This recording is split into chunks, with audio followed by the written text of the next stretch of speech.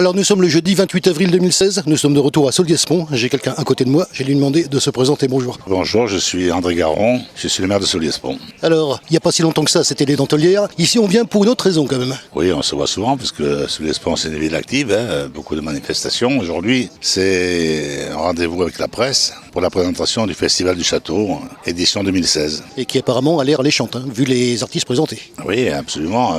5 soirées. Sud Concert, qui est notre partenaire, nous a fait un cadeau de 2 soirées, puisque notre contrat, notre délégation prévoit 3 soirées. 5 soirées magnifiques. Jugez-en, Kenji, un nom déjà de la chanson. Mika, on ne le présente plus.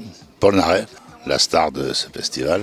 Les Chevaliers du Fiel, bien connus, qui sont venus à Solliès-Pont il y a 3 ans, qui reviennent. Et un duo, les Brigitte, un duo de très grande qualité.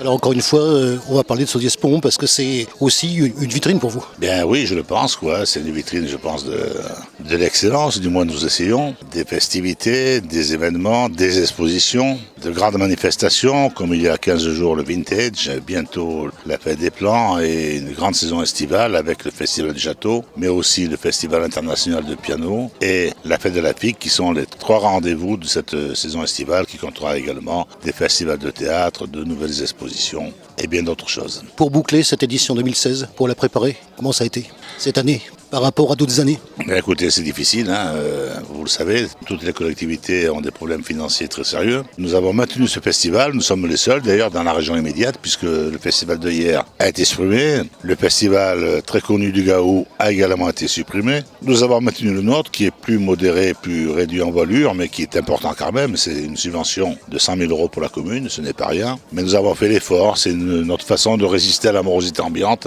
et un pari sur l'avenir. Ça se tient vers quelle date? Fin juillet, à partir du 19 juillet, je pense, pendant 5 jours, 5 journées. Vous avez un recul sur justement les éditions précédentes. Alors le parc du château avec différentes choses qui sont présentées ici. Quand il y a le festival, ça ressemble à quoi? Eh bien, c'est un grand endroit de vie, avec la population qui afflue de Solliès-Pont, mais aussi des communes environnantes et tout même du département et de la région. Ça bouillonne de dynamisme, de créativité, et c'est ce que nous recherchons.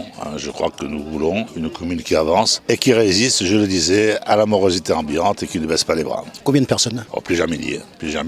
Pour le festival, nous attendons une quinzaine de milliers de personnes, au vu des réservations qui sont en train de se dérouler. La dernière journée Vintage, on estime le passage de la population à 15 000 personnes dans la journée. Vous voyez, ce sont quand même des manifestations. La Figue, dont nous fêtons cette année le 20e anniversaire, les journées de la Figue, la fête de la Figue, eh bien, ce sera également de cet ordre-là.